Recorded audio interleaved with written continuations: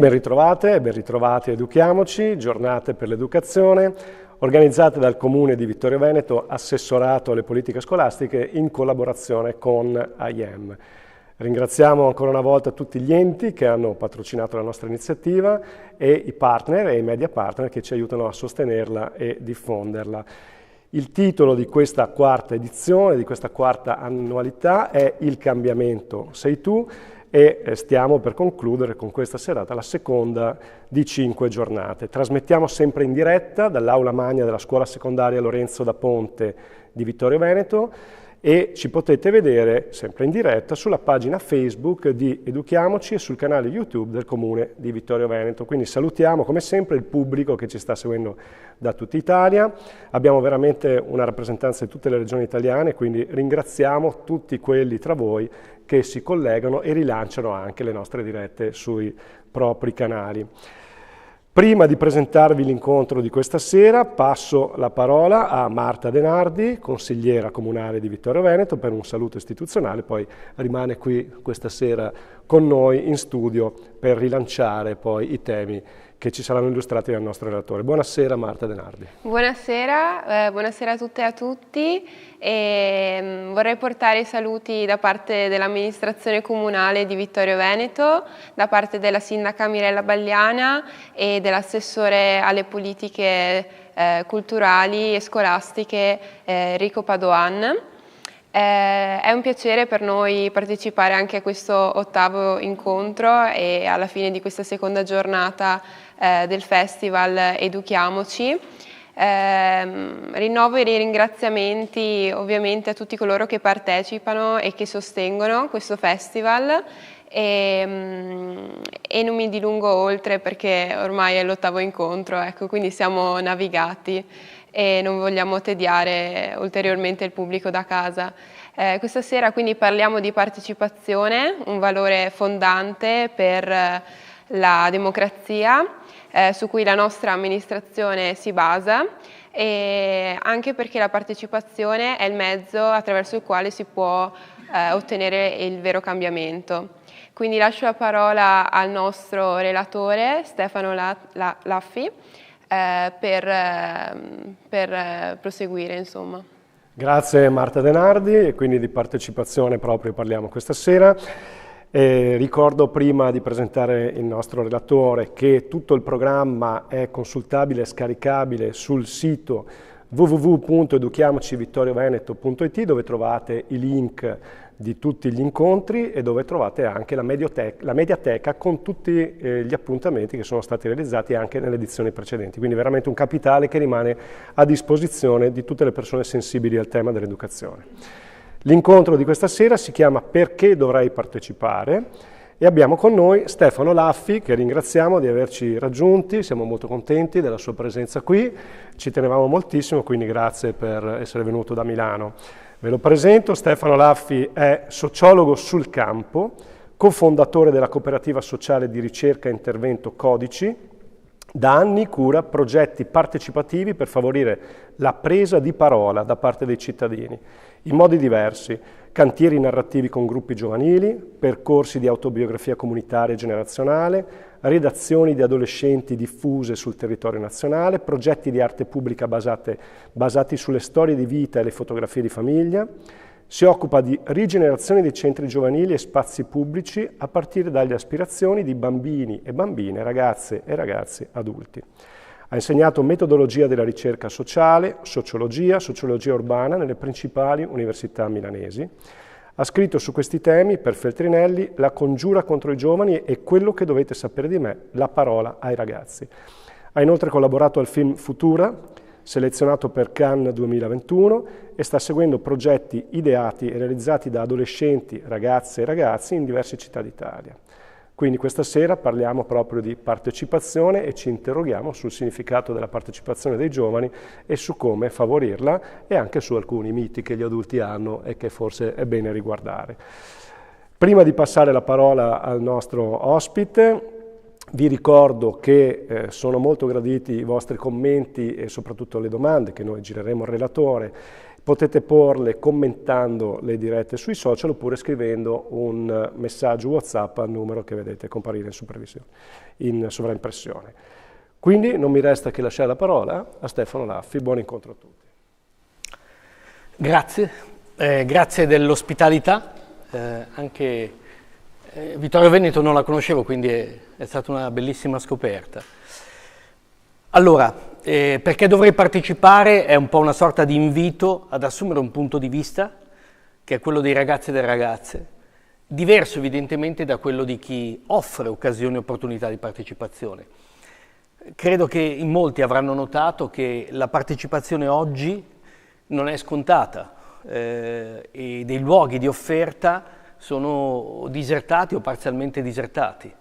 Non sono piene le sezioni elettorali quando facciamo le elezioni, non sono piene le scuole dove la dispersione scolastica aumenta, non sono piene le biblioteche, non sono pieni i cinema, non sono neanche piene le aule universitarie se non ci fosse l'obbligo di presenza. Non sono piene le associazioni di volontariato quando offriamo opportunità di impegno da parte appunto di adulti, di comunità che provano a scommettere su questa voce, no? La partecipazione. È chiaro che dal punto di vista di chi offre partecipazione questo è uno scacco, perché chi lo fa ovviamente pensa di offrire, regalare un'opportunità, un'occasione e quindi ci fa fatica accettare il fatto che qualcuno non venga, non ci sia, non partecipi. Ci fa fatica perché in un attimo noi cadiamo nel rischio di interpretare quella cosa lì come pigrizia, negligenza, indifferenza, insomma tutto quello che con cui caratterizziamo chi non coglie l'opportunità che stiamo offrendo, noi adulti, noi comunità, noi istituzioni e così via.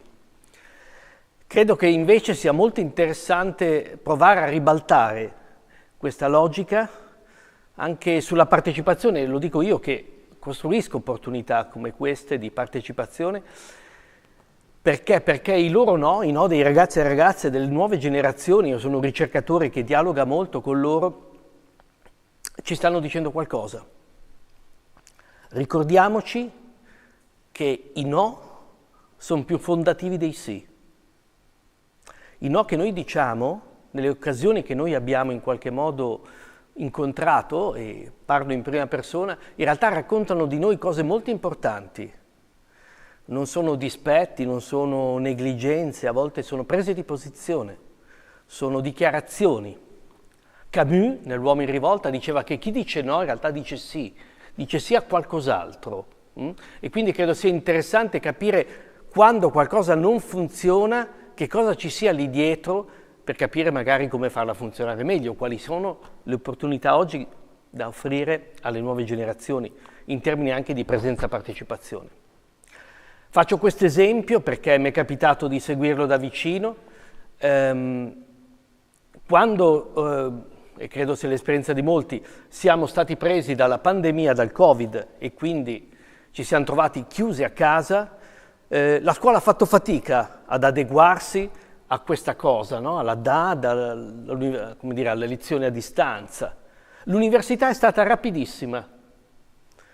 In poco tempo l'università è diventata perfetta, laddove insomma le cose sono andate bene, nel regalare le lezioni a distanza. E io notavo questa cosa, guardate, lo scrivevo, lo suggerivo, guardate che questo non è un buon segnale, perché tanto più un'istituzione, un soggetto d'offerta è abile a trasformarsi subito in quella formula lì, tanto più forse vuol dire che in classe, nelle lezioni universitarie, andavano in scena solo delle diapositive.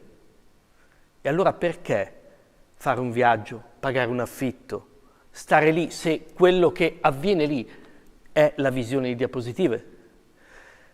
E quindi cos'è successo? Che quando, come dire, sono finite le restrizioni, la gente non tornava più all'università. E quindi tanto era stata performante in quella circostanza, tanto evidentemente faceva fatica a recuperare una relazione che forse non c'era con gli studenti durante le lezioni. Perché uno va a lezione e partecipa se quella cosa lì ha senso, se si costruiscono relazioni che sono diverse dalla visione e analisi di diapositive che tranquillamente io posso ricevere o scaricare sul mio computer e consultare quando, tempo, modo, con più facilità, senza costi, senza viaggi e quant'altro. Fra l'altro pagando già una retta universitaria, quindi comunque riconoscendo il valore delle lezioni. E quindi bisogna chiedersi, no, che cosa avviene per cui valga la pena partecipare. La mia provocazione di stasera, da cui anche quel titolo, ma perché dovrei partecipare, è questa cosa del cambiare il punto di vista, quindi non tanto il nostro, diciamo quello di chi allestisce lezioni, occasioni di impegno civico o elezioni o quant'altro, quanto di quello di chi dovrebbe partecipare e magari decide di non farlo. Il mio suggerimento è questo: perché non provare a reimmaginare queste offerte esattamente a partire da chi non ci va? A me è capitato di farlo, a me è capitato per esempio, di ripensare le biblioteche a partire da chi non legge. Perché è chiaro che il bibliotecario, la bibliotecaria ama i libri, è appassionata, ed è chiaro che chi varca quella soglia probabilmente si sente già un lettore, una lettrice di libri, ed è contento e contento di stare lì. E quindi quello è un discorso fra insider. A me interessano gli altri, mi interessano gli outsider, cioè quelli che sono fuori. Allora, come fai a varcare quella soglia nel momento in cui non ti senti un lettore, non ti senti colto, non hai quella passione? Perché la dovrei varcare? Perché dovrei star dentro? Perché dovrei partecipare, che sia quella soglia o un'altra? E forse bisognerebbe, e vi assicuro che le scoperte sono straordinarie, provate a immaginare, a lavorare con un gruppo di ragazzi che in biblioteca proprio non ci va e ti dice come ridisegnare uno spazio di lettura a partire da quelli che non ci entrano in quello spazio di lettura, e guarderete e troverete delle cose che sono completamente diverse da come in genere sono allestiti quegli spazi. Vi faccio un esempio: nel ragionare con questo gruppo di ragazzi con cui appunto abbiamo ridisegnato una biblioteca, loro mi dicevano: Stefano, non mettermi dei tavoli, perché se mi metti dei tavoli mi stai dicendo studia. Vuoi che io legga? Non mi servono i tavoli, mi servono delle sedute comode. Bastava togliere i tavoli per creare uno spazio di lettura, per tornare forse a un piacere di lettura in cui loro in qualche modo si riconoscevano. Mi dicevano: Stefano, all'ingresso non mettermi la reception classica col bibliotecario e la bibliotecaria che mi chiede la tessera o mi chiede cosa devo prendere, ritirare e così via, perché io non me la sento, non sono già così. Mettimi il bar, mettimi lo spazio di ristoro, mettimi uno spazio dove io entro e non sento di varcare una soglia. Ci entro e non devo dichiarare so già cosa devo prendere in prestito, consultare e studiare. Ammorbidisci la soglia in modo tale che io possa varcarla senza dovermi già dichiarare qualcosa che non sento di essere o non sento di essere ancora. Mi dicevano: metti una sala, avevano disegnato anche uno spazio che aveva anche una forma geometrica interessante, mettimi una sala dove ci possano essere esposte le cose che noi ragazzi e adolescenti facciamo. Sai, molti di noi disegnano, fanno brani musicali, quindi fanno video e così via. Noi non ci specchiamo mai in quello che c'è in una biblioteca, perché in una biblioteca non c'è nulla che abbiamo fatto gli adolescenti. La cultura non parla di noi, parla di altri. Allora, se ci lasciate uno spazio in cui noi possiamo depositare le opere approssimative, le opere prime, quindi ovviamente con tutti i limiti delle opere prime, senza pensare di essere un capolavoro, quella cosa ci interessa. E quella sala, per favore, mettici un vetro trasparente, in modo tale che da fuori si veda che lì ci sono quelle cose lì. E allora forse la voglia di entrare e magari di attraversare anche gli spazi dove ci sono i libri e quindi di incontrare i libri, la lettura e quant'altro, avverrà, però vogliamo che ci sia anche il nostro segno, la nostra traccia. E io mi rendevo conto che in effetti l'impossibilità di specchiarsi che hanno gli adolescenti in un museo dove non c'è mai un'opera di un adolescente, in una biblioteca dove non c'è mai un libro di un adolescente e così via, se non rarissimi casi, come dire, luminosi e celebrati, ecco, forse questa cosa era una provocazione interessante di cosa vuol dire ripensare degli spazi e delle occasioni di partecipazione a partire da chi non li frequenta. La stessa cosa anche per la scuola. Pensate se un dirigente fosse una persona che è stata bocciata, che odiava la scuola. Chissà come sarebbe una scuola ripensata da chi ha patito, ha sofferto, ha penato lì dentro. Forse se il meccanismo di arruolamento passasse anche da questo, forse avremo delle scuole diverse che conoscono quel tipo di fatica, disagio, sofferenza e magari innescherebbero dei meccanismi in cui la presenza e quindi anche la partecipazione alle lezioni può essere molto diversa.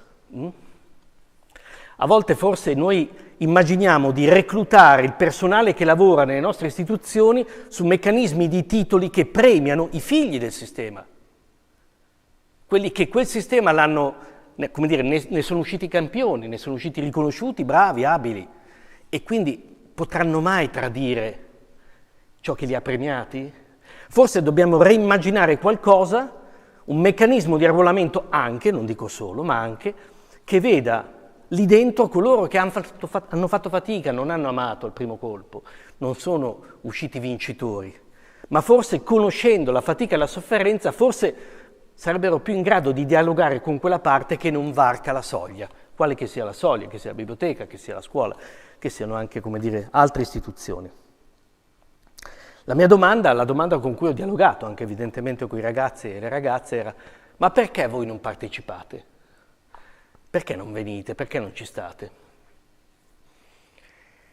Provo a dirvi le 4-5 motivazioni che vengono fuori quando si ragiona su questo, perché questo mi interessa, no?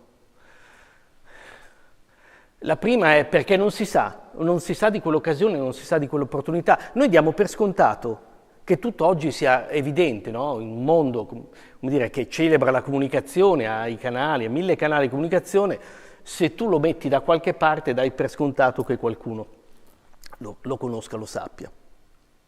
In realtà questa cosa non è vera.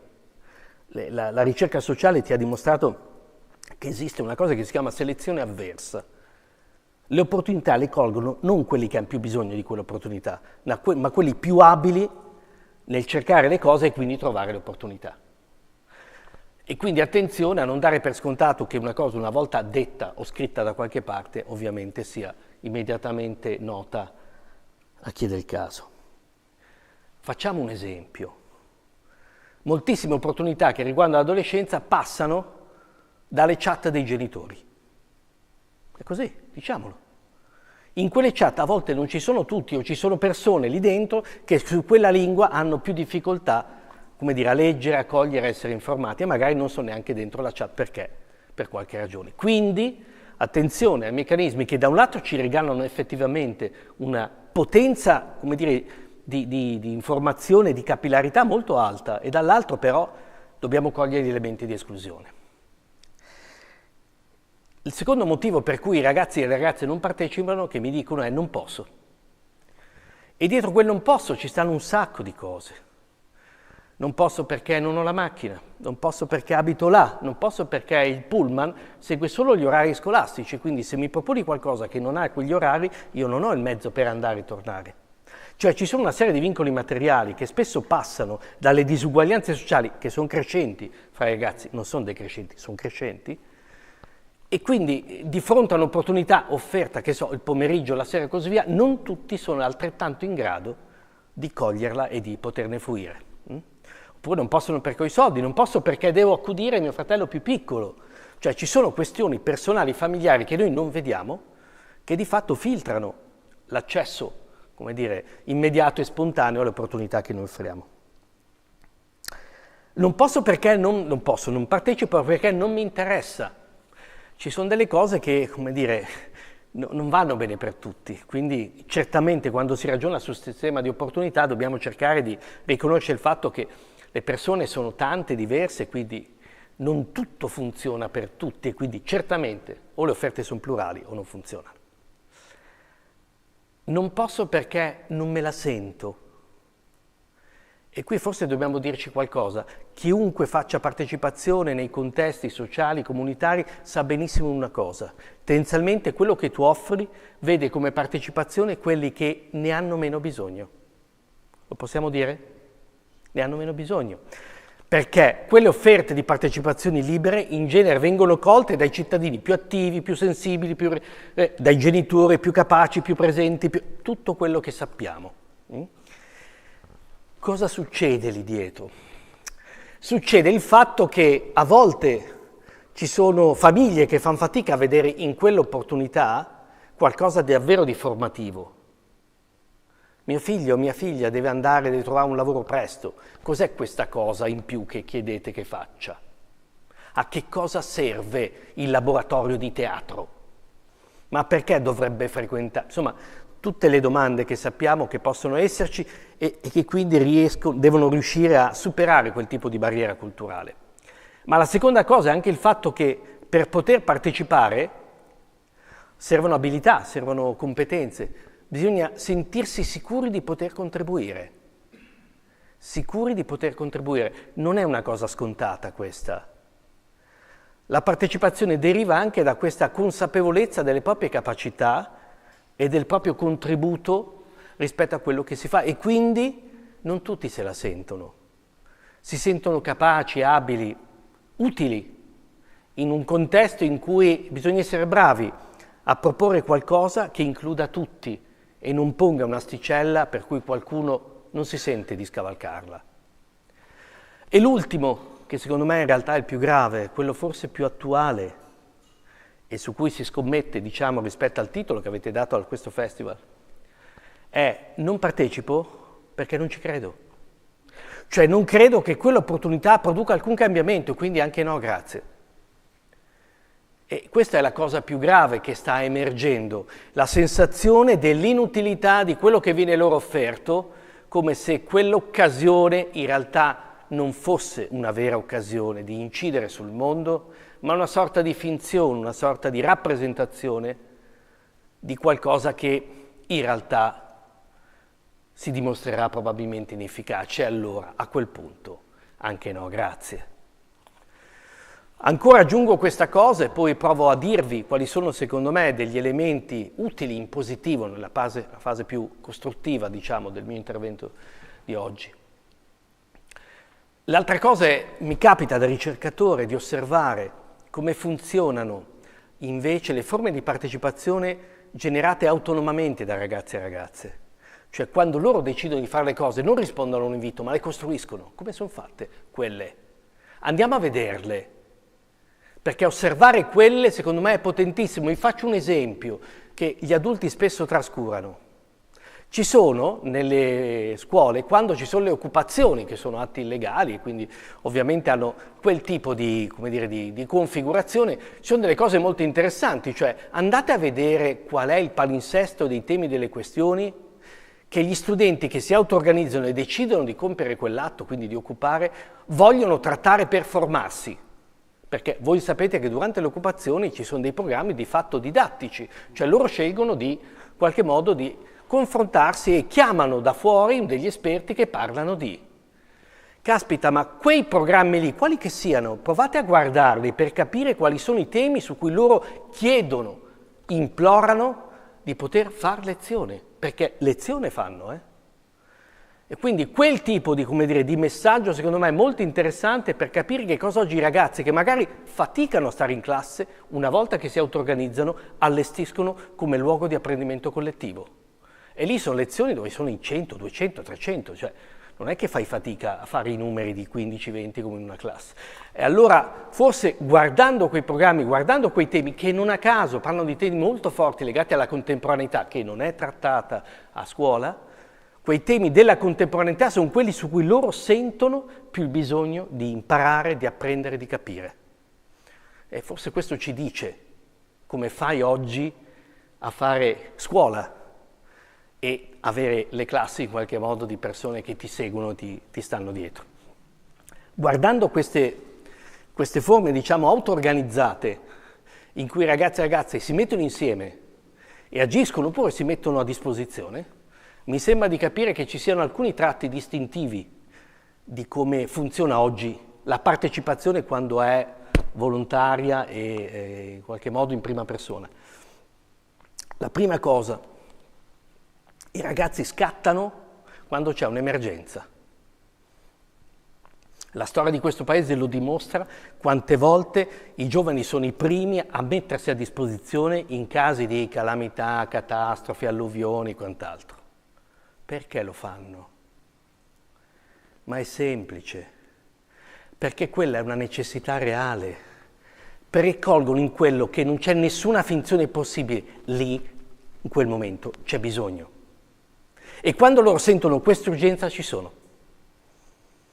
E quando questa cosa non si avverte, quando la realtà non morde, che loro dicono, non lo so, se vado o non vado, magari mi vedo altro, faccio altro. Ma se c'è un'emergenza, se c'è qualcosa di forte, loro ci sono. E credo che questo sia un segnale, attenzione, proviamo a capire quali sono le situazioni in cui l'ingaggio, quindi la proposta che noi facciamo, coglie davvero una necessità che loro possono sentire come tale. Il secondo dato è che spesso queste necessità, queste emergenze sono contingenti, avvengono in un dato momento, in un dato luogo, per un certo periodo. Poi in qualche modo, per fortuna, in genere si risolvono. Quindi non richiedono appartenenza, perché l'appartenenza è qualcosa che i ragazzi oggi fanno più fatica a sentire come un dato proprio. I ragazzi oggi sanno di appartenere a più mondi, a più cose e quindi difficilmente, per esempio, aderiranno a un'associazione che chiede come prima cosa la tessera, oppure una presenza continuativa, oppure una costanza ogni martedì, mercoledì, non so così via. Lì c'è qualcosa che succede di grave, ci sono. E tu sai implicitamente che c'è una stagione in cui è chiesta la tua presenza e una stagione in cui invece potrai tornare forse alla tua vita o essere quello che eri.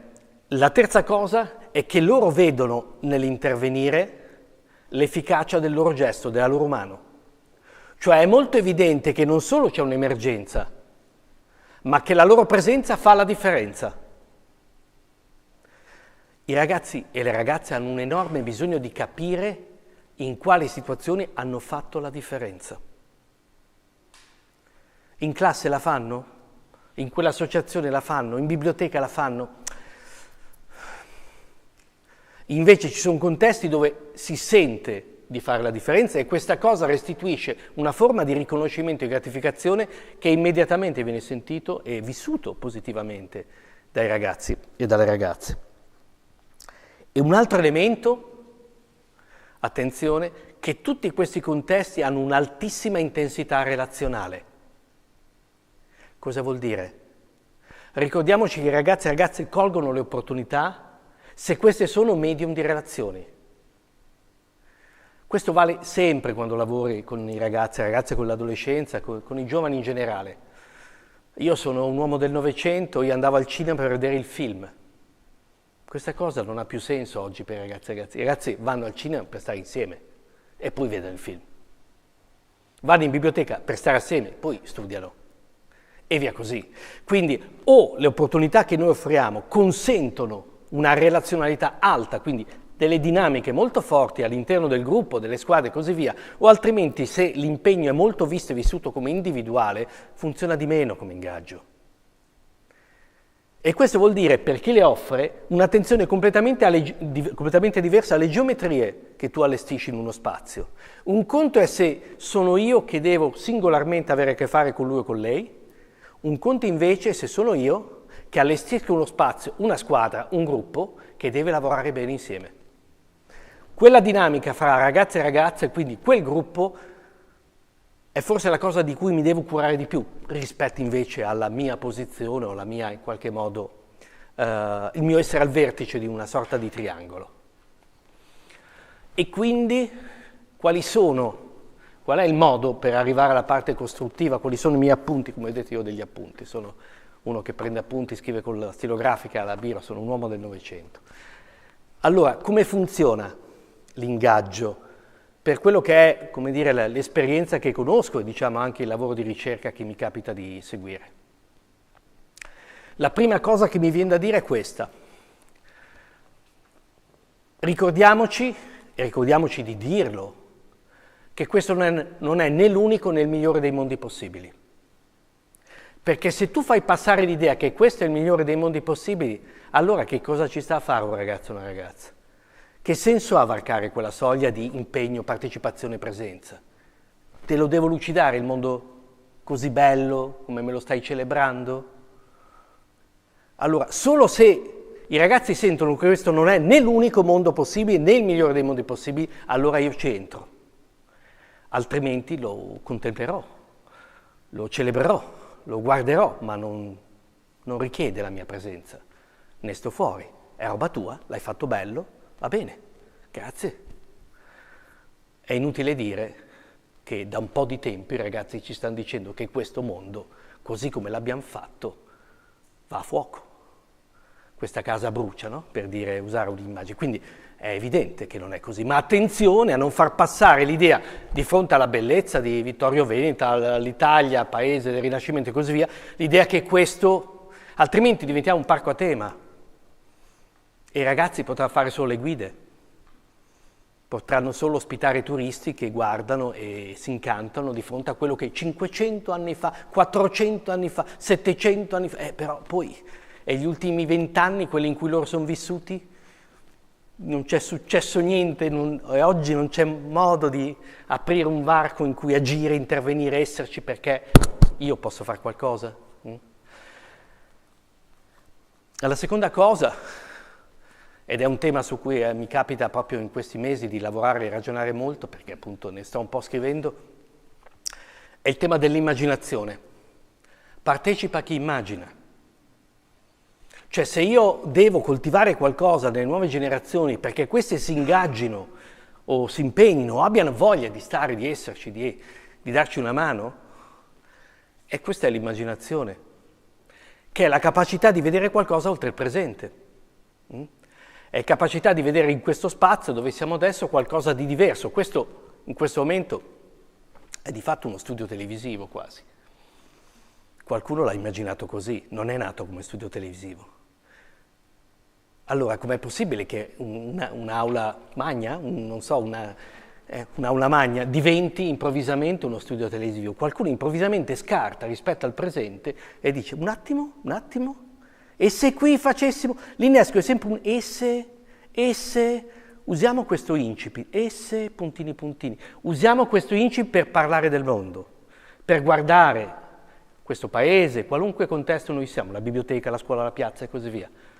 Questo è uno degli espedienti che usiamo quando facciamo progetti appunto di immaginazione controllata, in qualche modo, ragazzi e ragazze, per riprogettare degli spazi.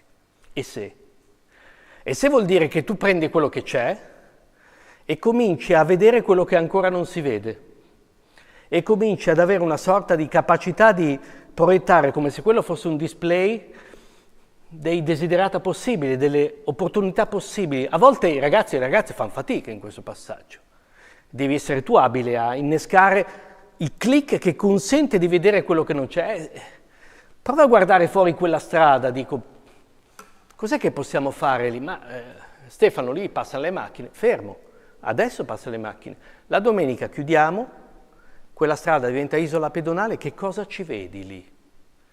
Ah beh, sei lì, puoi fare un mercatino, puoi giocare a pallone, possiamo farci una festa, possiamo fare le feste dei compleanni, e progressivamente quella che è una strada diventa n altre cose la domenica con un sistema in qualche modo di chiusura, in modo tale che lì non transitano le automobili, diventa uno spazio pedonale utilizzabile in 1000 modi. Allora, credo che l'esercizio dell'immaginazione, quindi dello scavalcamento del presente, il presente è forte, ci ricatta. Un'aula è un'aula, è difficile immaginare altro, i ragazzi all'inizio non capiscono. Devi essere tu che accompagni in qualche modo questi processi di immaginazione per cui scavalchi l'evidenza, il reale, e dici guarda che Il reale è molto più possibile, è molto più ricco della realtà. La realtà è questa cosa qui, il reale è di più. Sono le n cose possibili che si possono immaginare. Questa cosa i ragazzi e ragazzi lo sanno e lo sentono, vi dico perché, come l'ho scoperto. Io ci sono arrivato, come dire, un po' cerebralmente. Poi un giorno ho chiesto a un gruppo di ragazzi e ragazze: ma sentite voi, quando la sera spegnete la luce e prima di dormire, a cosa pensate? Perché volevo entrare nella loro immaginazione. Ho pensato che quello fosse un momento che hanno tutti, che abbiamo tutti. E loro mi hanno raccontato questa cosa qui. Hanno detto: guarda Stefano, questo gruppo in particolare mi ha detto: io penso come sarebbe andata se. E cosa intendi come sarebbe andata se? Ma ripensa alla giornata passata e pensa come sarebbe andata se non avessi fatto quello, fosse uscito, non fosse uscito, avessi risposto, avessi mandato un messaggio, avessi poi accolto l'invito, insomma, le varianti del reale. E lo pensano la sera prima di dormire perché? Perché intanto, come dire, i social ti mettono in mostra le vite degli altri che avvengono contemporaneamente alla tua, e poi l'abitudine alle serie ti porta, come dire, ad abituarti al fatto che c'è sempre una nuova puntata, no? E poi nei videogiochi si muore e si rinasce, lo sapete, e muori, e quando muori e rinasci sai come superare l'ostacolo che ti ha ucciso. Quindi c'è questa cosa, no?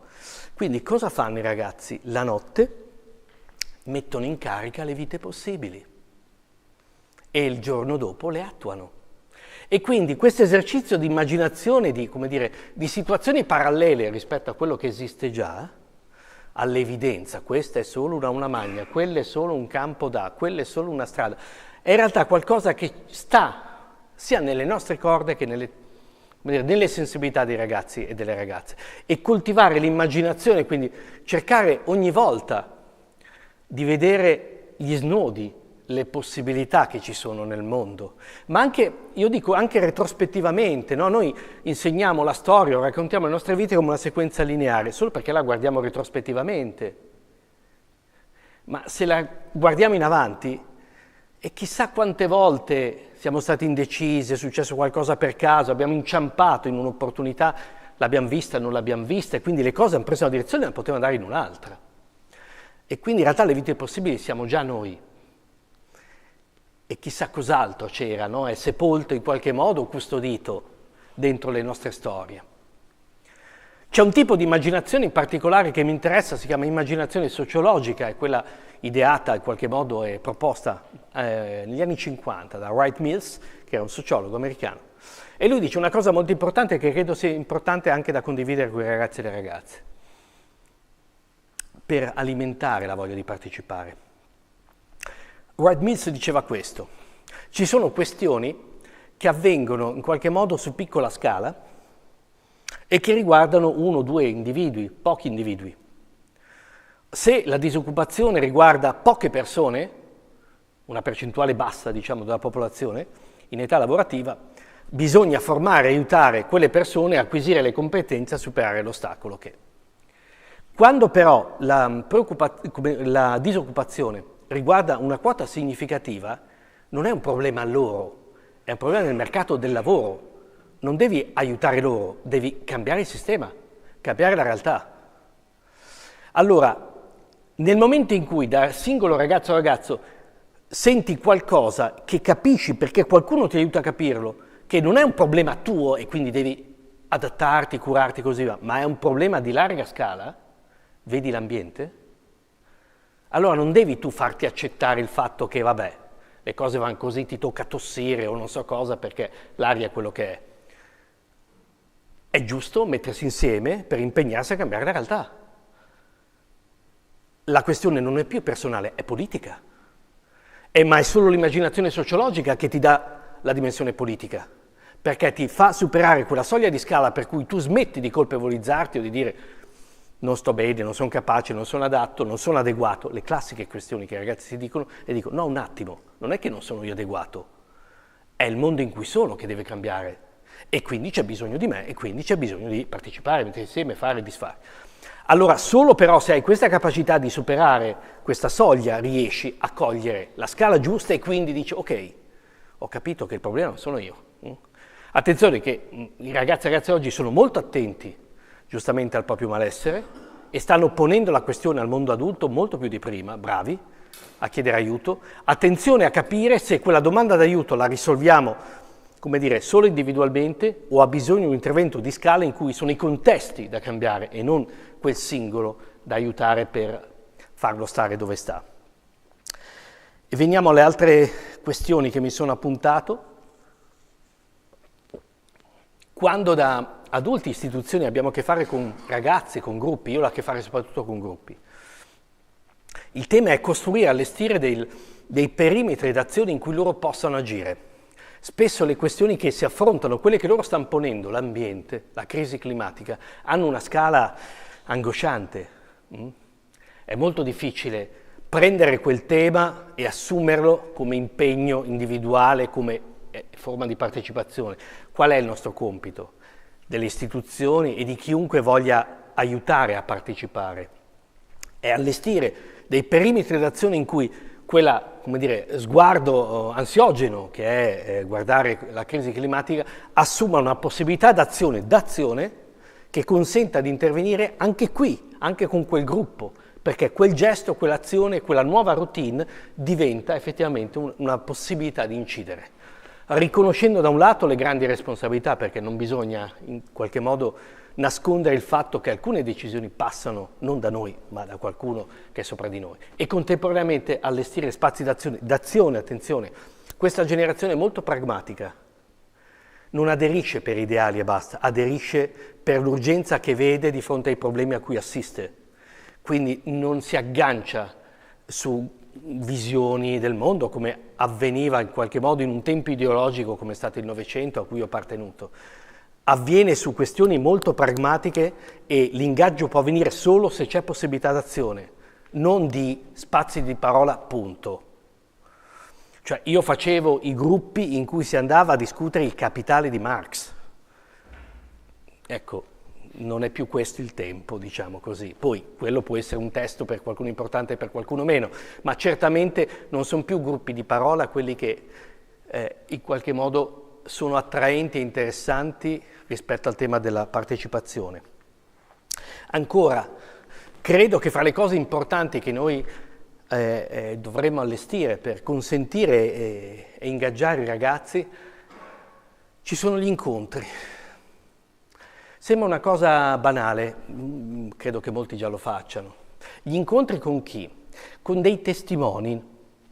Succede già in mille contesti, ma perché è importante che ci pensiamo un po' meglio? Perché i testimoni sono le persone che incarnano quel cambiamento possibile. Se tu vedi qualcuno che l'ha fatta quella cosa lì, ci credi. Se incontri qualcuno che ti spiega perché farla, è diverso. Noi siamo abituati a passare ai ragazzi e ragazze dei concetti, dei principi, dei valori e così via. Usiamo le biografie, usiamo le storie delle persone. Perché? Perché se io valorizzo le storie delle persone, quindi porto qualcuno che incarna quella vicenda, seguire quegli stessi ideali, quegli stessi principi che magari io spiegavo facendo riferimento a dei libri, dei testi, ecco, la persona incarnata è più potente dei libri che raccontano lo stesso principio. Quella persona è più vera, ci posso parlare, ha i limiti di una persona, quindi ti racconterà anche gli inciampi, le cadute, le crisi, le fatiche, come fa a mettere insieme, quindi che il libro non ti dice. Perché il libro è tutto sugli ideali, ovviamente è in qualche modo la confezione del messaggio, mentre la persona, quindi l'incontro, quindi il dialogo col testimone è molto più potente, perché anche l'effetto si può fare.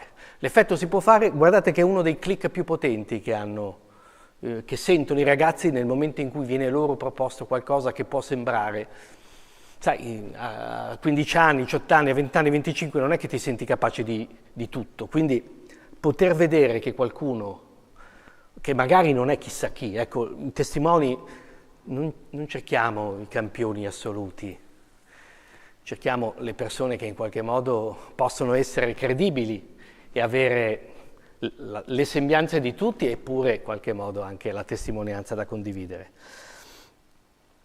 Ancora, le ultime cose, credo che sia importante, l'immagine che spesso uso è quello della convocazione. Cosa vuol dire la convocazione? Convocazione vuol dire che c'è qualcuno che chiama lui, lei, per nome. È come quando c'è la convocazione in una squadra. In una squadra vengono chiamate le singole calciatori, non è che cercano un difensore, un attaccante, cercano quel difensore e quell'attaccante. Quindi quando componi un gruppo che deve ingaggiarsi in qualcosa, è importante sentirsi chiamati per nome. I ragazzi e ragazze spesso sono, cioè immaginate come si compongono le classi casualmente, no? Non è che uno ha scelto quei 25, sono composizioni casuali, venute così spesso, e quindi quella dove si leggono dei cognomi, ma tu sei il nome, non il cognome, insomma, è tutto, non funziona lì dentro questo meccanismo di convocazione. Poi un gruppo a 25 non funzionerà mai, nessuna squadra a 25 se ci pensate, quindi i gruppi devono avere altre dimensioni per poter funzionare, cioè dimensioni che consentono a ciascuno di avere un ruolo e quindi di riconoscersi capace, e quindi di capire che lì dentro c'era bisogno di lui e di lei, non di uno, ma c'era bisogno di lui o di lei. E quindi quando io mi sento chiamato per nome, convocato in una situazione dove c'è una squadra, quindi ok, non sono da solo, relazionalità, sono con altri, però c'è bisogno del mio ruolo e che lo ricopra io, ecco, questa cosa cambia completamente il senso della mia presenza, della mia voglia di esserci e del mio impegno a tornare. Se invece è un gruppo come un altro, da cui si esce, immaginate certe presentazioni o situazioni in cui c'è chi c'è e poi grazie. Ci vediamo mercoledì prossimo, quelle cose lì non funzionano perché ovviamente nessuno sentirà di essere stato utile, necessario e convocato in quel particolare contesto. Ancora, dico le ultime due cose, credo che sia importante quando si costruiscono, si allestiscono opportunità, che queste opportunità abbiano in qualche modo l'evidenza per i ragazzi e ragazze che si è fatta la differenza, che fra il prima e il dopo il proprio intervento, la propria presenza è cambiato qualcosa. La sensazione che ho è che i ragazzi stiano maturando la percezione dell'inutilità di certe forme di partecipazione e ingaggio in cui vengono chiamati e devono solo parlare. In realtà tutta la letteratura sulla partecipazione ci dice da tempo che la partecipazione è una scala e che ai gradini più bassi della scala ci sono forme solo figurative in cui chiamiamo qualcuno, qualcuna, solo per dire che l'abbiamo chiamato. È una sorta in qualche modo di partecipazione figurativa che serve a legittimare quel posto come apparentemente democratico. Ah, c'erano i ragazzi, c'erano le donne, c'erano gli extracomunitari, quello che volete, e questa cosa in realtà è allestita semplicemente senza produrre in realtà un impatto sul mondo. Ecco, è molto importante nel dialogo con i ragazzi e ragazze che loro vedano e capiscano che quella cosa lì non è solo appartenenza a un'organizzazione o fare il proprio dovere rispetto a un dovere civico, ma produce cambiamenti nella realtà. Hanno un enorme bisogno i ragazzi e ragazze di sentire questa cosa qui, di non percepire che il mondo va indipendentemente da loro dove va. Altrimenti si sentiranno inutili, altrimenti l'ultima cosa che possiamo permetterci è una generazione cinica e disincantata che non crede più a proprio possibile contributo sul mondo, perché questo voi sapete, nel cinismo e del disincanto ci si fa del male, si fa anche del male alla fine. Se non c'è più un futuro, se la mia presenza è irrilevante, se le cose vanno indipendentemente da me, è poco utile che io studi, mi impegni, faccia le cose, sia presente, no? Tanto cosa cambia? Ecco, non dobbiamo arrivare a quel tipo di percezione. E l'ultima cosa che dico è questa: noi siamo il mezzo e non il fine. Questa è la cosa molto umile che dobbiamo, credo, riconoscerci, cioè le opportunità che noi diamo, che noi offriamo, come dire, in buona fede, servono a loro per trovare la loro strada, crescere, agire, intervenire, scoprirsi, capire le proprie capacità e quant'altro. Spesso in questa posizione, cioè quella di chi offre, tendiamo a essere un po' come adesso sotto i riflettori, no? Pensiamo di essere in qualche modo il vertice. In realtà no, siamo un mezzo, siamo solo un'opportunità che è data. E quindi credo sia importante da questo punto di vista avere quel tipo di umiltà, che vuol dire regalare questa possibilità, e l'ingaggio molto efficace, molto semplice che dobbiamo, credo, porre ai ragazzi è: abbiamo bisogno di una mano, ce la dai tu? È così, basta dirlo così, basta che questa cosa sia vera, basta che siamo pronti ad accogliere tutti, e questa cosa credo sia possibile.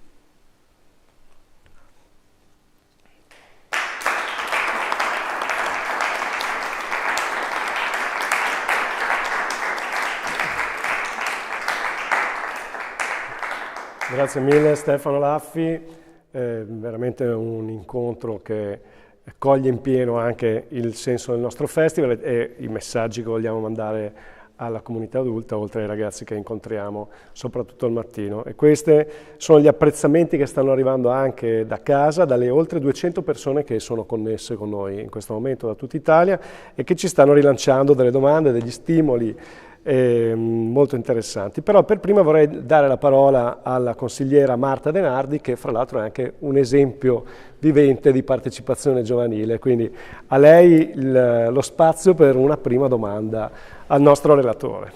Allora, intanto complimenti al nostro relatore. Io mi sono sentita per tutta la durata, diciamo, dell'intervento presa in causa, perché si parlava di giovani e di giovani ragazze. Mi ritrovo molto comunque in quello che ha detto, professore. Innanzitutto nella parte iniziale lei ha sottolineato il fatto che noi giovani, soprattutto dopo il Covid, non siamo più indirizzati, diciamo, o non abbiamo più la tensione ad andare per esempio all'università in presenza, no? Molto spesso abbiamo la possibilità di ricevere registrazioni, parlo per me, circa 3-4 ore di trasporti risparmiate, anche perché spesso, come diceva lei, non ci sono le condizioni materiali, no? Quindi magari non c'è il treno che arriva giusto, non c'è il treno che parte subito dopo la lezione. Oppure in altri casi, per esempio, io ho tantissimi compagni di corso che lavorano e quindi lavorare non permette di partecipare attivamente all'università. A me dispiace per i miei colleghi, perché so che andare a lezione non è soltanto ricevere stimoli, ma è creare tutto un contesto di interazioni con il professore, con i colleghi, è proprio vivere, insomma, a 360 gradi. E ricordo, in riferimento al fatto che bisogna creare un ambiente anche che stimoli, una lezione di italiano del liceo in cui noi avevamo chiesto al nostro insegnante di fare lezione all'aperto. Era una bella giornata di sole, era maggio, era molto caldo e questo ci aveva stimolato parecchio. Ci siamo messi in cerchio in giardino e abbiamo letto Saba. Ecco, è un ricordo che io tuttora ho ben impresso nella mente e quindi significa che effettivamente creare delle condizioni favorevoli, un ambiente favorevole di lavoro aiuta anche a partecipare più attivamente a una lezione che altrimenti sarebbe soltanto frontale. Poi per quanto riguarda la partecipazione giovanile in politica o comunque anche nei contesti sociali, io posso dire dal mio punto di vista di giovane 21enne che secondo me i giovani sono effettivamente molto sensibili a tutti i temi che riguardano la giustizia sociale, l'ambiente. Io dico personalmente che sono molto preoccupata per l'ambiente, mi chiedo come facciano le generazioni prima della mia, insomma, a non preoccuparsi tanto quanto noi. Ecco, e quindi è anche chiaro che tendiamo per esempio a mobilitarci parecchio, sia appunto in questioni ambientali, femminismo, eccetera, e proprio perché abbiamo una sensibilità che secondo me è rara. Abbiamo anche un certo entusiasmo, ecco, mi permetto di dire. Spesso si dice, vabbè, va bene i giovani in politica, meno male, però manca l'esperienza di vita. Ecco, Secondo me partecipare alla vita politica vuol dire portare l'entusiasmo dei giovani, ma allo stesso tempo farsi affiancare da persone di esperienza che possono anche dirti io l'ho fatto prima di te, come diceva lei, io l'ho fatto e così finalmente si può ottenere il cambiamento. Quindi da parte mia c'è l'idea appunto che ci sia una sensibilità da parte dei giovani, c'è anche la volontà, anche la necessità da parte dei colleghi di spingere alla partecipazione, perché è chiaro che cioè non nascondiamoci, siamo tutti molto social, viviamo la nostra vita sui social, spesso c'è bisogno di qualcuno che dica dai, non rimanere a casa, ti porto fuori un'oretta, non è sempre facile, è più facile scrollare TikTok per 8 ore al giorno, insomma, che non uscire. Allora io chiedo al nostro relatore, ma se è vero che a volte basta poco ai giovani per uscire, per partecipare, basta sensibilizzarli un po' e alimentare il loro entusiasmo, com'è possibile invece agire nei confronti degli adulti che ormai, forse da tale età, hanno sviluppato una sorta di disincanto nei confronti della realtà e quindi veramente si rifugiano in quel tanto non cambia nulla, no? Allora, io credo che, come hai detto, ci sia questa occasione d'oro di questa epoca, cioè abbiamo di fronte una generazione come la vostra che ha un capitale di sensibilità che non era scontato e che è stato risvegliato in qualche modo per quello che è successo, no? Forse Greta Thunberg ha fatto una sorta di acceleratore di qualcosa che già si agitava nei vostri cuori, nelle vostre menti, quindi la preoccupazione per i prossimi anni. È chiaro che quando un adulto della mia età dice il 2050 e poi formula una previsione catastrofica, lui sa quasi di forse ci sono, forse non ci sono, e se anche ci sono chissà come sto, mentre per te è un orizzonte reale di vita, è la tua vita, quindi è vero che in questa differenza di orizzonte biografico la catastrofe che tu senti, l'adulto o la persona anziana che hai di fronte la sente di meno e potrebbe rischiare di essere meno sensibile, e quindi hai ragione che in qualche modo il vero termometro siete voi, non noi. Il vero termometro per capire che cosa ha senso fare e di cosa dobbiamo preoccuparci, perché gli adulti hanno un'altra prospettiva, gli adulti, le persone probabilmente, non tutte allo stesso modo, ma hanno una prospettiva, un orizzonte temporale diverso. Sono molto più retrospettive, no? Rispetto. È per quello che una persona come Appadurai, che è un antropologo, diceva dobbiamo cambiare il modo di fare cultura anche a scuola. Dovremmo parlare di progetti, aspirazioni e desideri, non solo del passato. Perché nel momento in cui parli di progetti, aspirazioni e desideri, cioè ti lanci in avanti, parli del futuro, a quel punto ci siamo tutti. Nel passato voi non c'eravate, c'erano solo quelli, io o quelli più vecchi di me, o persone che non ci sono più. Allora, questa cosa cosa vuol dire? Vuol dire che lavorare sugli adulti, certamente hai ragione che è un tema, quello del come fai a sensibilizzare gli adulti. Io ho visto adulti sensibilizzati per i figli o i nipoti. Paradossalmente non nasceva magari tanto da una propria sensibilità, ma perché i figli e i nipoti evidentemente ponevano loro delle questioni che altrimenti non avrebbero. Quindi quella forse potrebbe essere una strada. E poi l'altra cosa, credo, interessante è questa, cioè si tratta di scoprire insieme un modo diverso di stare al mondo. Uno stile di vita diverso, che non è più quello che c'è stato, perché quello che c'è stato non è più sostenibile, l'abbiamo capito. Allora, si tratta di affrontare insieme qualcosa. Le persone adulte hanno una resistenza al cambiamento perché temono di essere tagliate fuori, di perdere il controllo. E quindi questa cosa le mette spesso in difficoltà. Non te lo diranno mai, ma la vera paura che sta sotto è non so come stare in un mondo diverso da quello in cui ormai mi sono adattato. E lì il paradosso è quasi che, come un po' è successo con le nuove tecnologie, penso ai cellulari, a volte siano i ragazzi e ragazze a prendere per mano gli adulti e dire ti insegno io, Vi spiego io come si fa, non è difficile, che sia la LIM, il cellulare o quello che è, il tablet, lo SPID o quello che è, no? Ci sono, sapete, ormai, come dire, su alcune cose, non su tutte. E contemporaneamente è vero che certi adulti possono mettere al servizio dei ragazzi e ragazze certi saperi che hanno loro e magari non sono scontati oggi. Quindi la cosa interessante di questa epoca storica, di questa stagione, è che essendo in qualche modo saltato un principio che vedeva nell'adulto, nella persona più matura, una sorta di proporzionalità diretta di saperi, quindi più una persona ha anni e più sa quel che serve, questa cosa non la possiamo più dire. Purtroppo si è creata una sorta di schizofrenia per cui questa cosa non la possiamo più dire, però contemporaneamente il potere continua a essere distribuito per età. Quindi questa è la grande ingiustizia, diciamo. Allora la cosa interessante è forse rinunciare a questi schemi di potere in cui necessariamente le persone più adulte si mettono lì e spiegano, insegnano e fanno le cose, e mettersi insieme un pochino alla pari, a scambiarsi sensibilità, saperi e costruire un mondo diverso da quello presente. Non spaventati gli uni e fiduciosi come siete gli altri. Ecco, a me capita spesso di lavorare o provare a lavorare con gruppi intergenerazionali, perché forse questa è la frontiera più interessante. Dobbiamo metterci insieme a fare le cose.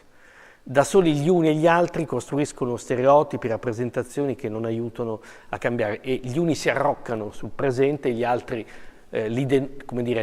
reclamano un futuro che viene negato o reso catastrofico. Quindi probabilmente dobbiamo lavorare di più sulle generazioni insieme e scambiarci molto serenamente quello che possiamo immaginare. Insomma. Grazie. Grazie Marta Denardi per lo stimolo. E intanto ci stanno raggiungendo veramente tantissimi commenti entusiastici, ne leggo qualcuno. Angela dice bellissimo e molto coinvolgente. Roberta, ci vorrebbero tanti professori delle superiori come lei, ci sarebbero molti adolescenti con la voglia di vivere, complimenti. La voglia di vivere addirittura. Monica, incantevole ascoltarla, grazie. Silvia, grazie ai pensieri utilissimi, complimenti. Poi c'è un'altra Silvia che dice bellissima questa cosa di guardare a quello che non c'è, riferito per esempio all'esempio delle biblioteche. E poi c'è qualche domanda, qualche provocazione che le rilancio brevemente prima della chiusura, perché Giulia per esempio ci dice ma chi deve coordinare questi processi partecipativi? Cioè con quali regole? Forse servono delle competenze specifiche, come ci si forma? Quindi questa è una curiosità anche professionale di Giulia che le rilanciamo. Sì, allora ci sono delle persone che lo fanno, che hanno delle competenze legate al fatto che si tratta di allestire dei contesti, quindi delle situazioni di gruppi, cittadini di diverse provenienze, interessi diversi che stanno insieme e magari ripensano e riprogettano degli spazi, delle opportunità e così via. Ci sono dei modi per scavalcare il presente, per entrare in questi esercizi di immaginazione. E ognuno ha i suoi, quindi ovviamente sta anche nelle sensibilità. È chiaro che sono delle competenze che si apprendono studiando e così via. E poi ci sono delle relazioni da curare. Quando io lavoro con un gruppo di ragazzi e ragazze che ripensano, non so, lo spazio antistante a questa scuola, contemporaneamente parlo col preside, col sindaco, con l'assessore, perché quello tipo di pensiero immaginativo cada nella realtà, abbia una possibilità di realizzazione, non sia un esercizio, punto. Quindi credo sia importante curare tanto il processo di chi conduce questi, diciamo, gruppi di immaginazione o luoghi in cui si pensano insieme come cambiare le cose, quanto il lato istituzionale, in qualche modo, dei luoghi di decisione, perché quei luoghi siano permeabili rispetto ai processi. Fra le cose più belle che mi è capitato di fare ci sono proprio questi incontri dove hai gruppi anche di preadolescenti, ragazzi e ragazze che hanno 11, 12, 13, 14 anni, che hanno reimmaginato alcune questioni della loro vita in quella comunità. Perché non sistemate la rete di pallavolo? Quando è che riapre il cinema? Perché non curate quell'area verde? Non avete idea di quanti ragazzi e ragazze siano sensibilissimi alle tematiche del verde, del degrado, dell'abbandono. È una cosa che loro sentono subito, magari tu non te ne accorgi. Tu sei abituato, invece i ragazzi sono estremamente infastiditi dall'abbandono, dal degrado, dall'incuria. a cui noi magari siamo un po' abituati perché forse abbiamo visto anche altro e quindi ci sembra relativamente grave quello che avviene in quel contesto lì. Ecco, loro portano queste istanze e tu hai un'amministrazione che in qualche modo è preparata perché ti ha cercato, ti ha chiesto, proviamo a dialogare con le nuove generazioni e in un contesto istituzionale si chiama dialogo istituzionale, gli uni portano le istanze, gli altri con proprio il bilancio alla mano dicono possiamo trovare le risorse per sistemare queste cose, cioè queste cose sono possibili. Ricordiamocelo, forse tu lo sai meglio di me. Quindi è possibile allestire dei contesti dove le istituzioni incontrino cittadini così giovani che portano questioni su cui si ragiona assieme, perché è chiaro che i ragazzi possono anche dirti perché è così sporco per terra e tu dialoghi con loro e dici senti ma chi sporca per terra? Ah è vero, siamo noi, sono i primi a dirtelo.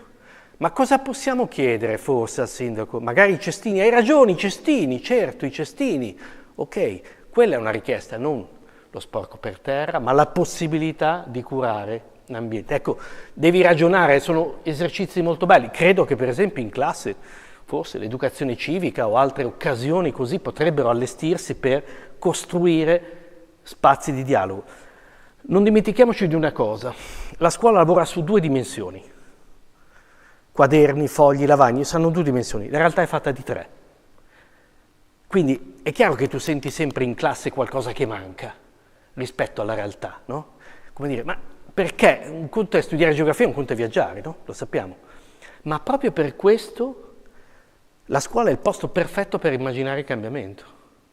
Perché ha un deposito di cultura straordinario, quindi ha il repertorio più ricco del mondo, tutto quello che in passato è stato immaginato, pensato, fatto, realizzato e sperimentato, e in più ha la possibilità con le sue 2 dimensioni di ridisegnare gli spazi, immaginare delle cose assieme.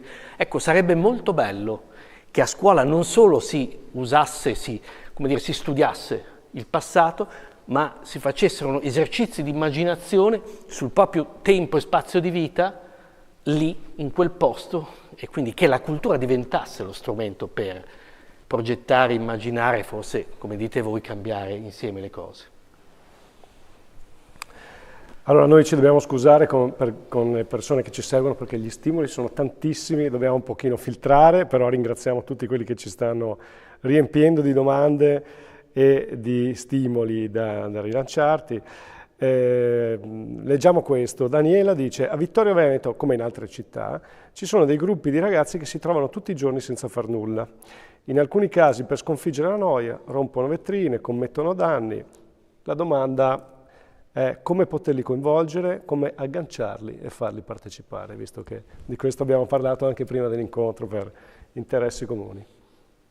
Allora, il tema c'è in 1000 contesti, quindi intanto è importante che lo riconosciamo come un tema di tantissimi contesti urbani.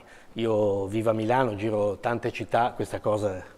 Intanto dobbiamo dirci che la pandemia per i ragazzi e ragazze non è stato un bel regalo. Sappiamo benissimo anzi che è stata patogena, cioè ha generato malessere, e quel tipo di esilio dallo spazio pubblico ha generato una forte rabbia nei ragazzi e ragazze. Quando sono finite le restrizioni moltissimi gruppi sono usciti e hanno fatto risse, vandalizzato. Perché? Forse perché lì c'era effettivamente una sorta di rabbia interiore che è esplosa nel momento in cui loro, fra l'altro, hanno rispettato in genere molto bene i vincoli pesanti che sono stati imposti. Quindi da quel punto di vista abbiamo assistito a una reazione che era anche molto figlia di quel tipo di restrizioni a cui sono stati costretti. Noi abbiamo delle curve sull'andamento del benessere, della salute mentale delle persone, di cui si vede che la popolazione adulta durante il Covid non ha subito delle flessioni, la popolazione adolescente è crollata come stato mentale, cioè è stata malissimo.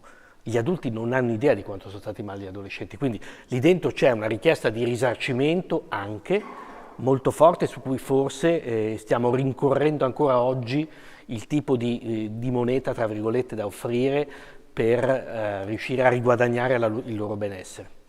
Poi è vero che c'è un tema di noia, c'è un tema di ingaggio in qualcosa di interessante, c'è un tema di inviti che si possono fare a questi gruppi, a queste ragazze e ragazze.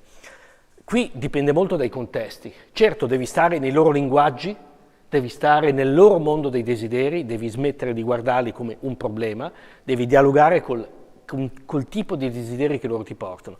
Questi desideri a volte non sono quelli che noi vorremmo, ma certamente, per esempio, molti di loro stanno affidando alla musica, al linguaggio musicale, al mondo delle canzoni, un sacco di messaggi. Stare in quel mondo, stare per esempio su quella lunghezza d'onda, per esempio consente di incontrare molto spesso loro.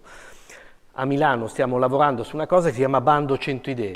100 idee vuol dire questo: diamo a tutti gli adolescenti che presentano delle idee un budget per realizzare queste idee, quali che esse siano. Basta che siano fatte in gruppo, basta che siano attività legali e basta che consenta a questo gruppo in qualche modo di realizzare qualcosa per il proprio territorio, che sia un festival, che sia la restituzione di un viaggio fatto da un'altra parte, un posto che si vuol conoscere e di cui si vogliono poi raccontare al proprio quartiere, ai propri amici, alla propria classe, alla propria scuola, quello che si vede. Stiamo censendo quali sono i desideri che in questo momento aggregano i gruppi e li rendono gruppi civici, cioè gruppi in grado in qualche modo di contribuire alla vita collettiva. Ecco, strumenti come questo possono forse aiutare a capire oggi che cosa si agita, no? Nei cuori e nelle menti dei ragazzi e a come costruire delle energie positive e costruttive anziché in qualche modo più di noia, di svago, senza nulla di particolare, posto che lo svago e la noia fanno parte, diciamo, dell'adolescenza.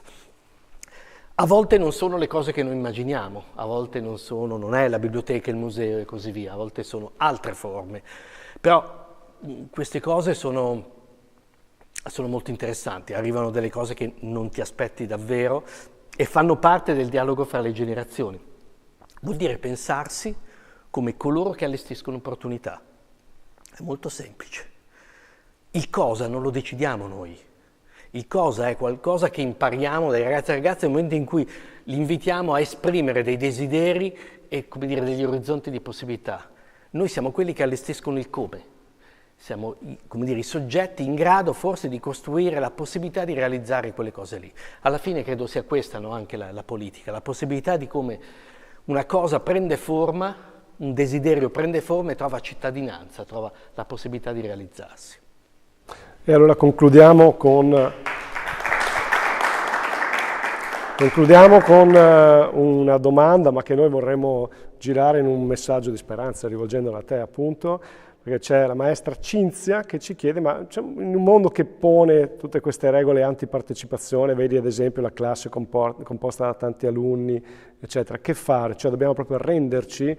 Allora il rilancio è, dalla tua esperienza, anche l'abbiamo letta anche nella tua presentazione, dalle cose che stai citando, in realtà delle occasioni di cambiamento sono state realizzate, ci sono delle buone prassi e quindi un accenno, diciamo, di speranza conclusiva per il tuo intervento rispetto a questa possibilità di cambiamento che è appunto anche il tema del nostro festival di quest'anno.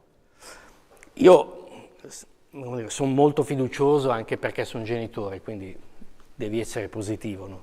Se sei genitore e sei educatore non puoi che essere positivo nei confronti delle possibilità dei ragazzi che nonostante noi ce la faranno.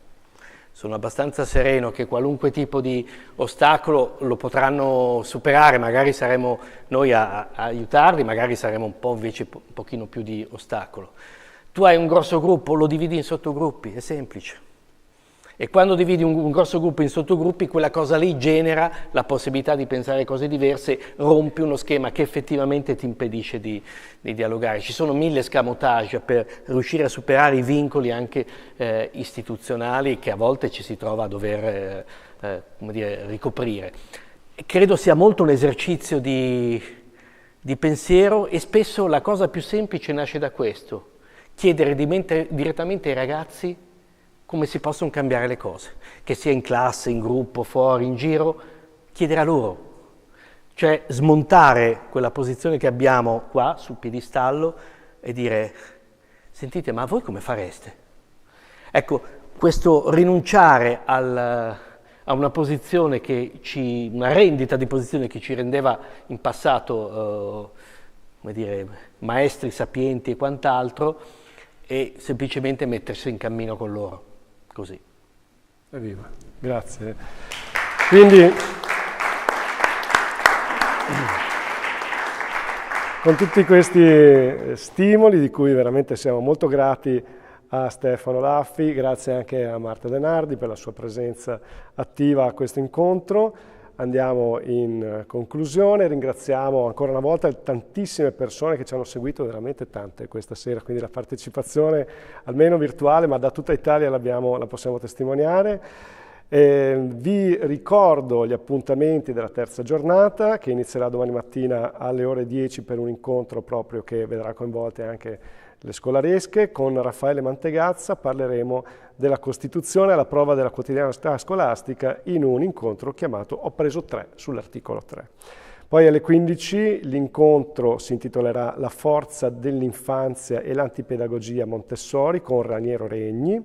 E alle 17:30 saremo con Fabio Sinibaldi per un incontro dal titolo Un'esplosione che distrugge o che trasforma. Infine, alle ore 20:30, domani avremo qui con noi Alberto Pellai con un incontro dedicato ai genitori, in particolare ai papà, da uomo a padre, chi sono i padri del terzo millennio. Quindi vi invitiamo a continuare a seguire il nostro programma di Educhiamoci, potete trovare tutte le informazioni utili e i link per collegarvi sul nostro sito www.educhiamocivittorioveneto.it. Il Comune di Vittorio Veneto, assessorato alle politiche scolastiche, vi ringrazia di cuore per aver partecipato e vi invita a rimanere con noi anche per le prossime giornate. Buonanotte a tutti.